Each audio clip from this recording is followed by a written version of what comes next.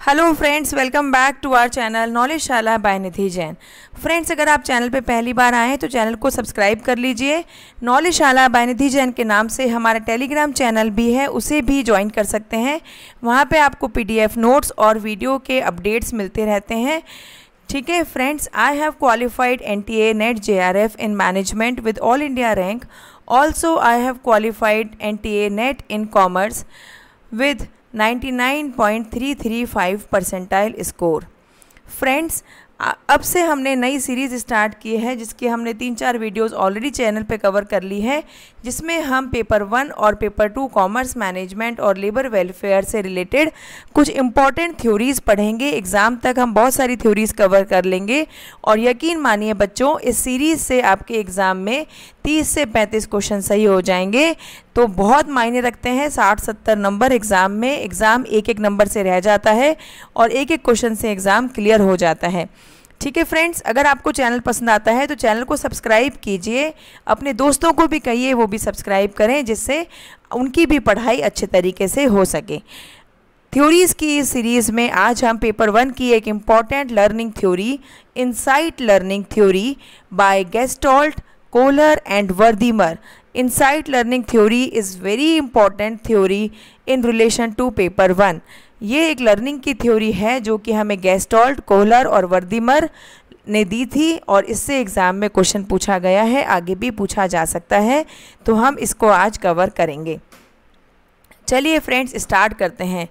Insight learning theory bye gestalt. मैंने आपको पहले भी बताया था कि गेस्टॉल्ट ने हमें क्या कहा था, whole is greater than parts. उसका क्या मतलब था बच्चों? Whole is greater than sum of its parts. इसका मतलब ये था कि ये गेस्टॉल्ट ये कहते थे कि अगर आप किसी चीज़ के पार्ट्स को जोड़ेंगे तो उसका जो सम होगा वो बहुत कम होगा उसके होल से। मतलब जो होल है वो हमेशा ज़्यादा होगा उसके पार्ट्स के सम से।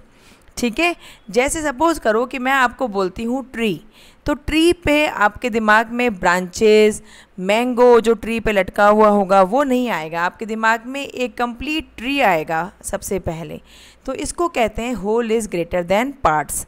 ठीक है, whole is greater than sum of its parts, क्योंकि जब हम किसी चीज़ की बात करते हैं तो हमारे दिमाग में जो पहली इमेज आती है वो उस चीज़ की कंप्लीट इमेज आती है, उसके पार्ट्स की इमेज नहीं आती है। Insight learning theory was developed by Gestalt psychologist. The main exponents were Wolfgang Kohler, Kurt Koffka and Max Wertheimer। Kofta नहीं है, कोफ्का है। ठीक है, जो मेन एक्सपोनेंट्स थे इनसाइट लर्निंग थ्योरी के वो कौन थे? Wolfgang Kohler, Kurt Koffka and Max Wertheimer. ये आपको ध्यान रखने हैं। This theory advocates that when a particular situation is being learned, it does not help to learn it in parts, but it helps to learn its whole। ये learning theory ये कहती है कि जब हम कोई पर्टिकुलर सिचुएशन को learn करते हैं, सीखते हैं, तो वो थ्योरी या वो लर्निंग जो होती है वो पार्ट्स में नहीं होती है, बल्कि वो कंप्लीट लर्निंग होती है।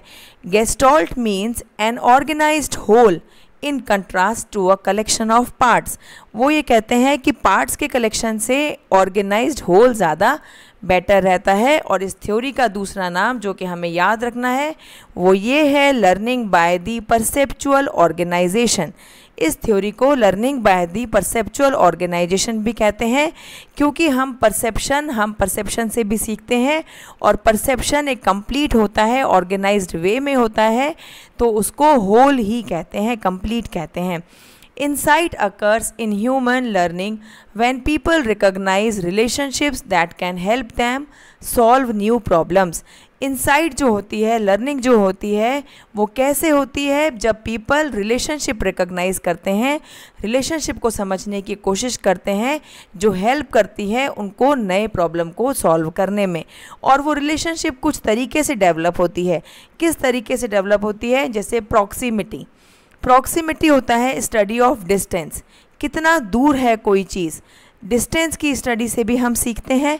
सिमिलैरिटी होती है, एक जैसा होने से भी हम सीखते हैं। जैसे इस डिज़ाइन में सिमिलैरिटी है, पहले ब्लैंक है फिर डार्क है फिर ब्लैंक है फिर डार्क है, तो अब हम सीख जाएंगे कि अब की बार क्या आएगा, ब्लैंक आएगा और फिर डार्क आएगा। कंटिन्यूटी, जैसे मैं आपको बताती हूँ कि आपको अपनी पढ़ाई में भी कंटिन्यूटी रखनी है। हो सकता है किसी दिन आप बिज़ी हों, उस दिन आप 4 वीडियो नहीं देख पा रहे हैं, तो एटलीस्ट आप 1 वीडियो कवर कर लो, क्योंकि कंटिन्यूटी नहीं छूटनी चाहिए। पढ़ाई की कंटिन्यूटी भी रहती है तो पढ़ाई अच्छे से होती है। ऐसे ही गेस्टॉल्ट में इस इनसाइट लर्निंग थ्योरी में भी कहा गया है कि जो ह्यूमन बींग्स होते हैं वो किसी काम को कंटिन्यू करने से भी सीखते हैं। सिमिट्री होता है तालमेल, एक जैसा तालमेल होना, तालमेल से भी इंसान सीखता है। एरिया देखो कितना बड़ा है कितना छोटा है, इससे भी हम सीखते हैं। क्लोज़र, कोई चीज़ कंप्लीट हो जाती है, क्लोज़र मिल जाता है, तो उससे भी लर्निंग होती है कि आपको पता चलता है। क्लोज़र मीन्स कंक्लूज़न, जब आप किसी प्रॉब्लम के सॉल्यूशन पे पहुंचते हैं और वो सॉल्यूशन सक्सेसफुल हो जाता है तो आप सीख जाते हैं कि आगे भी इस प्रॉब्लम को इस तरीके से डील करना सही रहेगा। फिर एक इम्पॉर्टेंट थ्योरी आती है insight learning theory by Kohler. Kohler का पूरा नाम था वॉल्फगैंग कॉलर।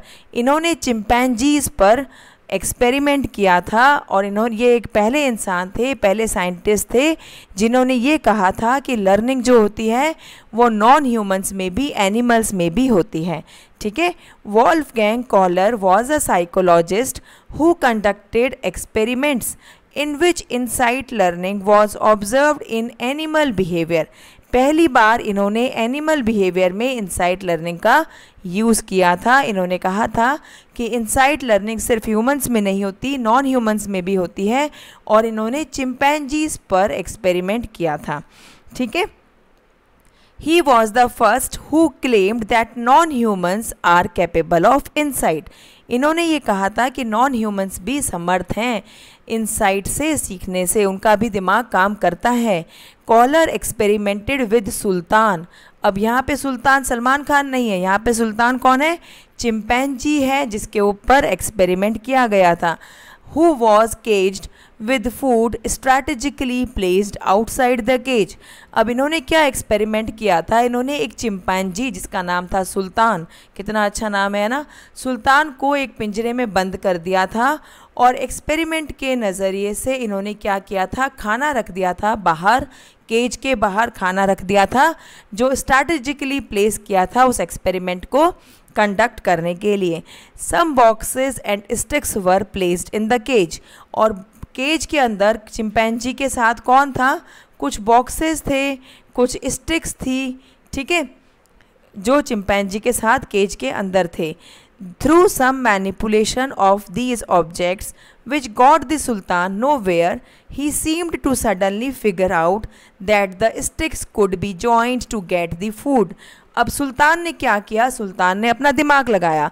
सुल्तान को भूख लगी थी और पिंजरे के बाहर खाना दिख रहा था, तो सुल्तान ने क्या सोचा कि मैं क्या करता हूँ, इन पिंजरों का, इन स्टिक्स का यूज़ करता हूँ किसी तरीके से बाहर वाले खाने को खाने के लिए। तो उसने क्या किया, उसने अपना दिमाग लगाया और फिगर आउट किया कि इन स्टिक्स की, इन केजेस की हेल्प से, इनका कुछ मैनिपुलेशन करके, इनकी जगह को ऊपर नीचे करके मैं उस खाने तक पहुंच सकता हूं, उस खाने को खाकर अपनी भूख ख़त्म कर सकता हूं। तो इसका मतलब क्या हुआ कि उस चिंपैंजी ने, जो कि एक एनिमल है, उसने भी अपनी इनसाइट का, अपने माइंड के इंट्यूशंस का यूज़ किया उस प्रॉब्लम को सॉल्व करने में। तो हम कंक्लूड कर सकते हैं कि ह्यूमंस के साथ साथ नॉन ह्यूमंस भी क्या होते हैं, कैपेबल होते हैं इनसाइट लर्निंग में। ठीक है। तो आपसे अगर पूछा जाए कि ऐसे कौन थे प्रोपोनेंट जिन्होंने पहली बार नॉन ह्यूमंस में इनसाइट लर्निंग का यूज़ किया था, तो वो थे हमारे Wolfgang Kohler. Wolfgang Kohler. Wolf का मतलब क्या होता है, देखो वॉल्फ होता है ना, एनिमल होता है वॉल्फ, तो वॉल्फगैंग है ना। आपको बहुत अच्छी ट्रिक बता रही हूँ, आप कभी कंफ्यूज मत होना। जब भी आपके दिमाग में या आपके सामने एक क्वेश्चन आए जिसमें आपसे पूछा गया है कि नॉन ह्यूमंस के लिए इनसाइट लर्निंग थ्योरी किसने दी थी, तो आप ध्यान रखना चिंपैंजी पे एक्सपेरिमेंट किया था और चिंपैंजी का नाम था सुल्तान। और आप याद कैसे रखोगे, वॉल्फगैंग। वॉल्फ एक एनिमल होता है, तो वॉल्फ गैंग वो बंदा था जिसने एनिमल्स पर एक्सपेरिमेंट करके एनिमल्स को इनसाइट लर्निंग थ्योरी के बारे में बताया था। एनिमल्स के सेंस में, एनिमल्स के रिगार्डिंग में इनसाइट लर्निंग थ्योरी दी थी हमें। किसने दी थी? वॉल्फ गैंग कोहलर ने। ठीक है, आई होप अब याद रहेगा। ये ट्रिक कैसी लगी? अगर अच्छी लगी तो कमेंट ज़रूर करके बताना, वीडियो को लाइक करना, शेयर करना और दोस्तों से कहना वो भी सब्सक्राइब करें। अब हम पढ़ेंगे insight learning theory bye max वर्दीमर। Max वर्दीमर। अब ये देखो लाइट्स कैसे ब्लिंक हो रही हैं ना, इनसे कुछ समझ आ रहा है आपको? ये लाइट्स कैसे कंटिन्यूअसली ब्लिंक कर रही हैं। तो मैक्स वर्दीमर कौन थे? एक ऑफिशियल गेस्टॉल्ट फाउंडर थे। वैसे देखा जाए तो वर्दीमर ने पहली बार गेस्टॉल्ट का यूज़ किया था। ठीक है, तो मैक्स वर्दीमर एक ऑफिशियल गेस्टॉल्ट फाउंडर थे। इन्होंने गेस्टॉल्ट का ऑफिशियली पता लगाया था, लेकिन इनको हम जानते हैं 5 फिनोमेनन के लिए। ही डिस्कवर्स द 5 फिनोमेनन। ठीक है, 5 फिनोमेनन मैक्स वर्दीमर ने दिया था।